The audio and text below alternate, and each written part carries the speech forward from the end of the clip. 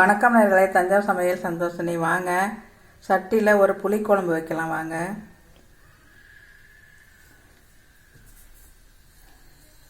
அடுப்பை ஆன் பண்ணி சட்டி போட்டிருக்கேங்க. சட்டியில் குழம்பு வச்சா டேஸ்டியாக இருக்கும். எண்ணெய் ஊற்றிருக்கேன். வாங்க. கடுகு வெந்தயம் ஜீரகம் போட்டிருக்கேங்க. இது போட்டுடலாம்.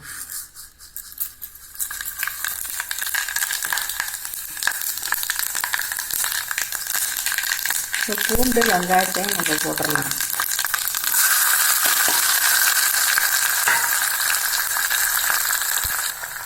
பூண்டு வெங்காயத்தை நல்லா வதங்கணுங்க.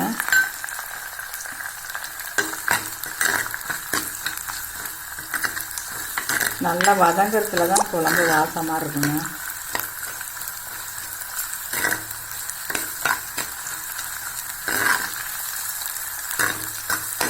நல்லா வதங்கட்டும். புளி கம்மியாக ஊற்றிருக்கேங்க. கொஞ்சமாக நீங்கள் புளி குழம்புக்கு தகுந்த மாதிரி நீங்கள் ஊற்றிக்கலாம். நான் தக்காளி கொஞ்சம் கூட போட்டிருக்கேன். புளியை கம்மி பண்ணிவிட்டு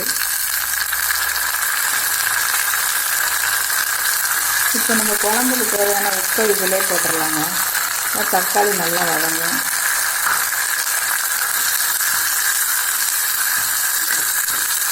தக்காளி நல்லா வதங்கட்டுங்க.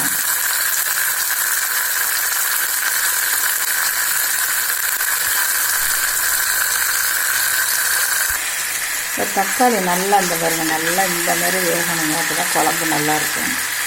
நல்லா வெந்து போயிட்டாங்க. உப்பை இதிலே போட்டுருக்கோம். அந்த தேங்காய் ஊற்ற போகிறதில்ல, எண்ணெய் அதிகமாக ஊற்றிருக்கேன்.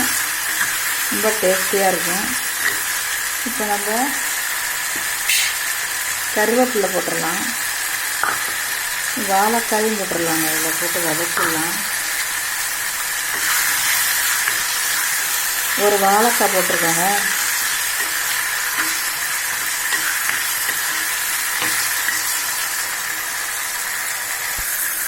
ஒரு கத்திரிக்காய் போட்டிருக்காங்க. இதிலே போட்டு நம்ம வதக்கிடணும். வதக்கிட்டு வச்சிங்கன்னா நல்லா இருக்குங்க.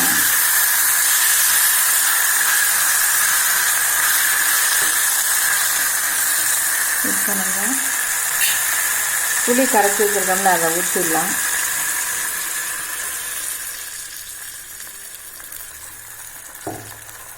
நம்ம வீட்டில் அரைச்சி வச்சுருக்கோம். மிளகாய் மல்லி ஜாமான்லாம் போட்டு எல்லா குழம்புக்கும் ஊற்றினா அதை மிளகாத்தூள் போட்டுடுறாங்க. அவ்வளோதான்.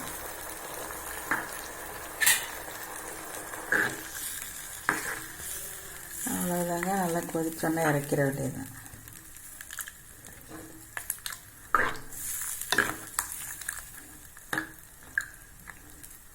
இப்போ நம்ம மூடி வச்சிடலாங்க.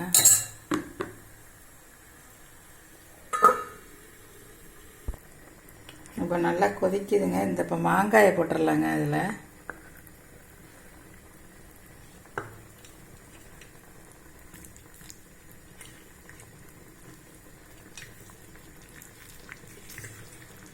இது மாங்காய் கொஞ்சம் வேக லேட்டாகும். அதனால நான் இப்போயே போட்டேன்.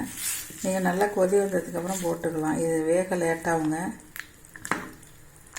பாருங்க, நல்லா கொதிச்சோன்னா நம்ம இறக்கிற வேண்டியதான். புளிக்குழம்பு ரெடி.